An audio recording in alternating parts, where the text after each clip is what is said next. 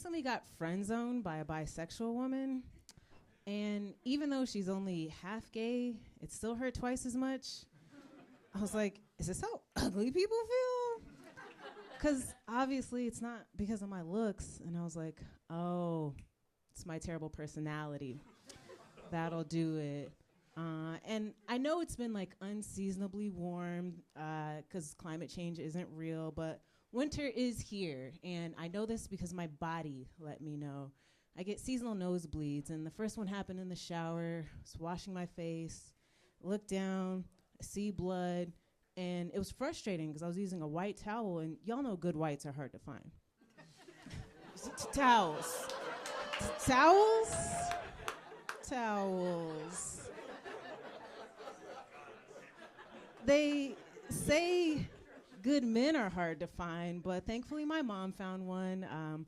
My dad took my car to go get the oil change for me a couple years ago, and when he brought it back, he had got my car washed, filled up my gas tank, and brought me lunch at work. And my boss saw that. She was like, dang, girl, you're never going to meet a man like your father. And I was like, oof, probably right. Now I'm gay. But that's like kind of the bar, though, right? It's like if you're a good dad, you have a good relationship with your daughter, you're someone she can count on. If you're a great dad, she's gay. That means you've set the bar so high, no man is ever gonna touch it. So if there's any ladies in here who are like, well, I love my dad, how do I show him I appreciate him? Bring me home. And I'm like, that's the ultimate, like, you did it, Dad, you're the best. But I've always considered myself a daddy's girl, because in the 7th grade, I used to do this thing where I would spray my dad's cologne on me, but because I thought if I go to class smelling like boy, they'd be like, whoa, Gabby has a boyfriend.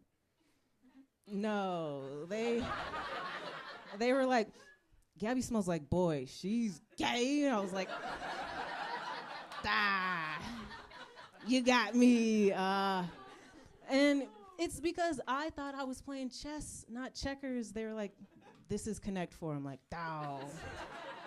got me again. And I had this false sense of confidence because my mom read to me a lot as a baby, so I always read above grade level. And when you read above grade level, you're like, it's official. I'm smarter than my peers. These dummies are beneath me.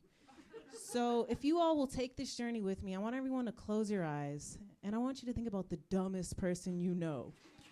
If they're sitting right next to you, don't say anything. Everyone's got someone in their head. Now, if I had to guess, the person you're thinking of is straight. Yeah, yes. And this is why they're banning books in Florida, y'all. This is the gay agenda. This is what it's all about. But honestly, middle school is just a weird time because I had a presentation for class one day in 7th grade. So I was dressed up, head to toe, didn't paint my nails, didn't think it was a big deal. And I go, before I can even open my locker for a period, that happens too in 7th grade, for PE first period, the girl next to me comes in, looks down, and is like, damn, look at them crusty old toes. I was like, no.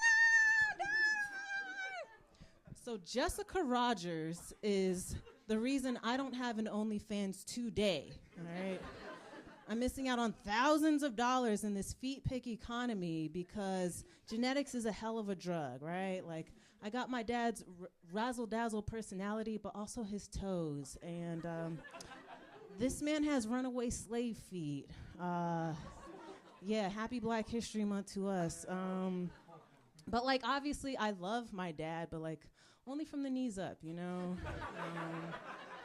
But it's fine, you know. Obviously, I have a lifelong complex and wear socks at water parks, but I journal about it. And most of the time, my journal's pretty boring, pretty dry, like the inside of my nose. But every now and then, I do like to switch it up and write it as like a juicy erotic novel, with the hopes that my grandkids find it one day, and they'll be like, "Dang, Grandma was a hoe," and I'll be like, "Yeah."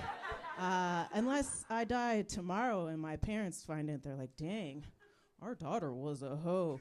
But you all have been fantastic. You have a super fun show coming up for you. Give yourselves a round of applause.